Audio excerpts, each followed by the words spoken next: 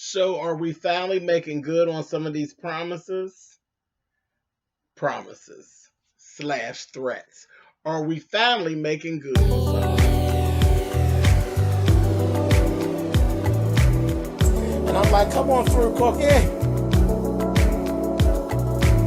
want to put my soapbox. That's basically it.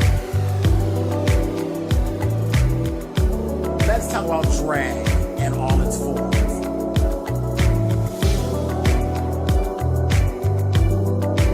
What, Cookie?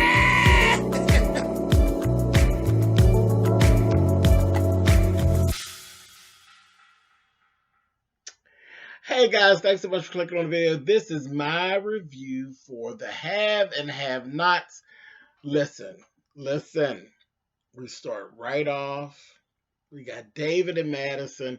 Madison's patching David's back up. David then got himself all out of sorts. Remember, he punched Justin and carrying on and moving around too much.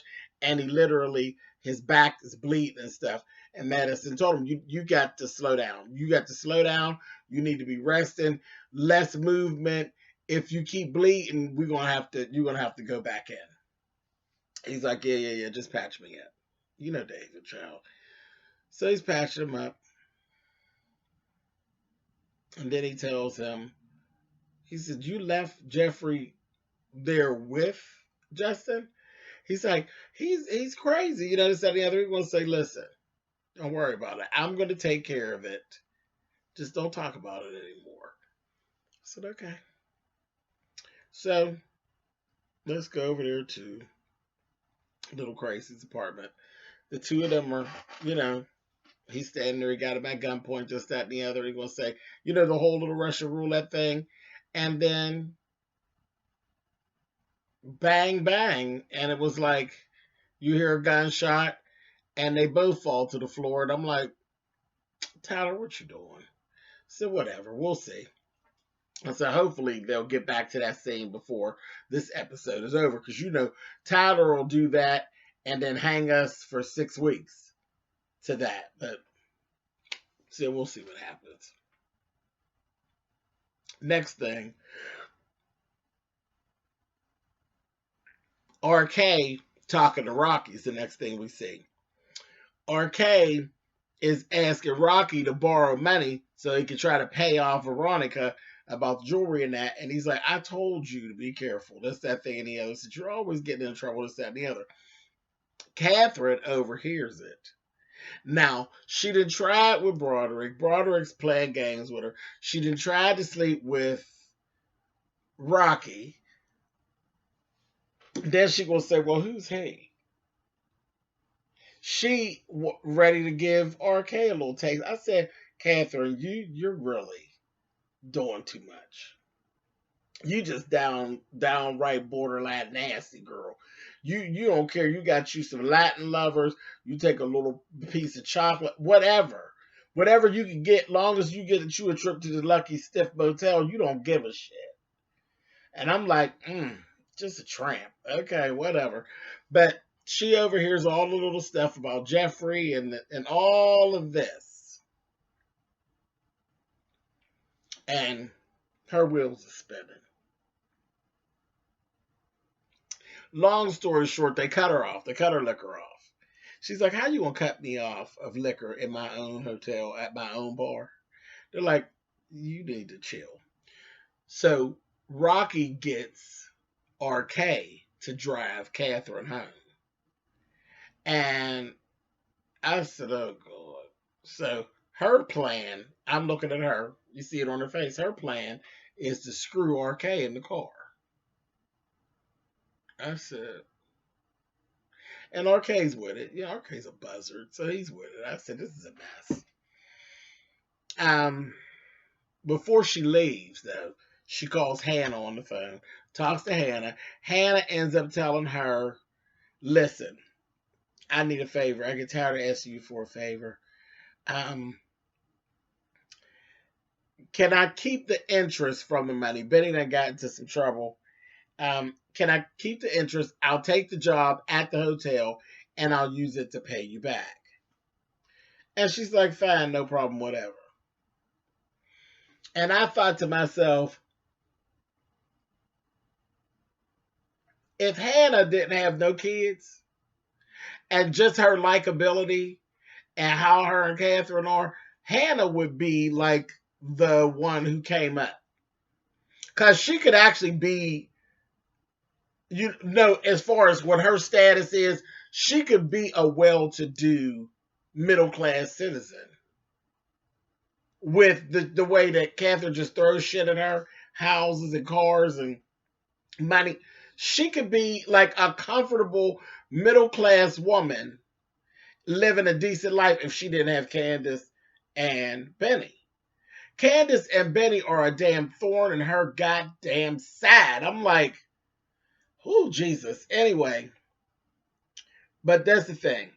She's going to always be withholding because she ain't never going to be out of where she can't get out of Catherine's pocket. Can't stay mad at the criers long enough for nothing because you always need something from them. And always got something to do with her kids or something her kids done. The house got blown up because of the kids. The grandbaby got killed because of the kids. It's always something with them kids and her money. It's terrible. Anyway, so she goes. Broderick sees her leaving with RK, and then Rocky tells him RK's gonna drive her. He's like, "Why would you send him?" I said, Now, your little plan might be to backfire because, see, contrary to popular belief, RK is cuter than you, Broderick. You know, and he just as poor as you. Y'all just as poor as each other. Y'all ain't neither one of y'all nothing. You know what I mean? And if RK could go over there and slam it on Catherine, right, you'll be out of the picture. And he knows it. He done got a little nervous. I said, that's what you get. Anyway, Catherine and RK get to, she done fell asleep in the car with her drunk ass. She gets to the house. Drunk. When he finally gets her to the house, gets her out the car, they're standing on her porch, and she starts questioning him about Veronica, about Jeffrey. And he was denied. She's like, y'all don't lie. You're lying. I just ain't figured it out yet. I need to know, why would she want you to come on to Jeffrey? Jeffrey gay. Doesn't make sense. She got something up her sleeve and I know it. So he's still denied. They get in the house. Catherine's telling RK, come on upstairs. She want to screw him. You know, and then Wyatt's coming down and she tells Wyatt, go to bed. Go to bed. And he's like, Wyatt's like, who are you? You know, this, that thing, the other. Then next thing you know, here comes Jim. I said, oh Lord. RK standing right in the midst of all this. Then Jim asks him, where's he from? He says, Nicaragua. And then there was this whole little supposed Nicaraguan joke that Tyler wrote in. I didn't like the joke. I thought the joke was very tacky and tasteless. And it really was all based around Jim really calling RK the N-word on the slide. And RK was catching it. And Jim was like, what's wrong with people? People crazy. Nicaraguan, that's not racist. What I said, I caught what the supposed joke was. I wasn't feeling it, Tyler. It wasn't funny. It wasn't funny. There's a racial tension that goes on within the have and the have-nots, and I just didn't find the joke funny. I really didn't. I was like, this lacks taste. Who okayed this? It was unnecessary, and it did lack taste. I didn't like it at all. Anyway, moving on. Stupid. Moving on. RK ends up getting into a back and forth with Jim. Jim sends drunk ass Catherine to bed. He's going back and forth with RK. And he's like, what do I owe you? You know what I mean? He said, here's $100 for a cab. RK takes it. He's getting ready to leave. He told me, he says, give me her keys. Well, she told me I could have the keys and then she would just get the car back tomorrow. He says, see, you're playing games, Nicaraguan. I gave you $100. You got the keys in your pocket. Now give me the keys and the $100 and get the fuck on out of my house. I said, there you go, trying to be slick and sneaky and end up without nothing. He gets outside. Fucking Wyatt done crawled out the window. He crawls out of the window more than anybody I know. And they got like this huge mansion that people could just crawl out the window and the alarms never go off. Just stupid. Anyway, he goes out there. Junkie Joe strikes again. He's trying to get RK to get him some drugs. Talking about take my mom's card and bring it back. Bring it back to me in an hour and I'll have the money. He ain't even got no money and ain't got no access to no money. He is just, I mean, just a damn junkie. I'm so sick of his junkie ass. Anyway, so he goes and he gives the car, climbing in out the windows, gives the car keys to RK. RK that took the car. You know, RK ain't coming back, child. Just a mess. It was just stupid. It was really very stupid to me. Jim and Catherine get into it after Jim actually realizes that the car is gone. Realizes the car is gone. Him and Catherine get into it. They're going back and forth. He's telling her the guy down at the damn hotel is making a fool out of you, Kate. And she's like, "Oh, go to hell, Jim." And he's like, she said, "You know what? I'm gonna let Hannah keep all the money. How about that? And you're not gonna get shit." So that's it. Jim off. Jim ends up taking and goes and calls Benny from outside of Hannah's house. Him and Benny have an exchange back and forth. Benny said, "You know what? Let me come on." He said, "You know what? This is good. Come on in here," because he said, "I'm coming there and kick that door in to talk to you." He said, "You come on in here. I've been waiting." He said, "Because you come in here, that'll give me the time so I can tell them you broke it in there and I'm gonna fuck you up." He said, but Jim said something else about Hannah. He said, "You say something about my mother." He said, "You know what? I'm coming out." I said, "Didn't they tell you not to go outside? Didn't they tell you don't take your ass outside?" He ends up going outside. He going round and round, tongue wrestling with Jim.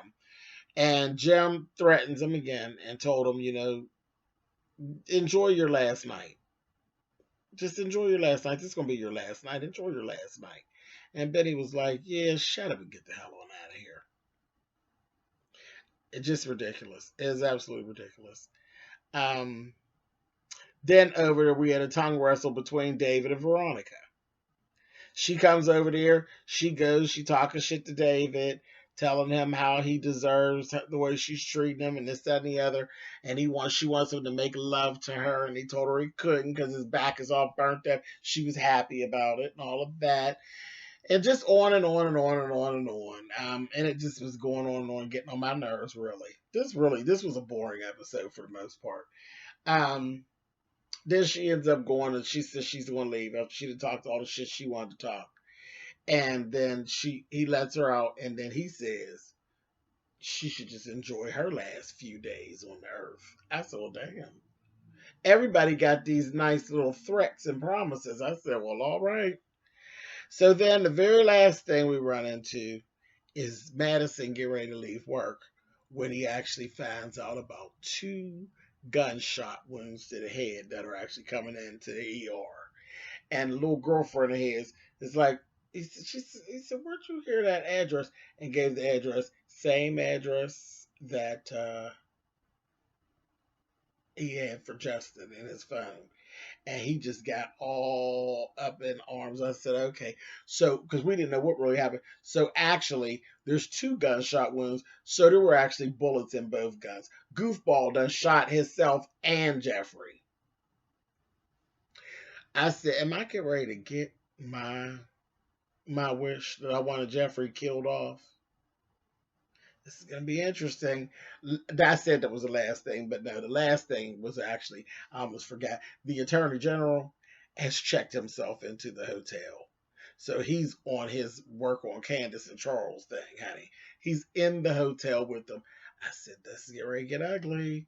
Definitely get ready to be ugly. But that's it. That's all that really went on. It was really not an exciting episode whatsoever. But yeah, there's 2 fools with bullet holes in their heads, honey. So we'll see next week what happened. Later.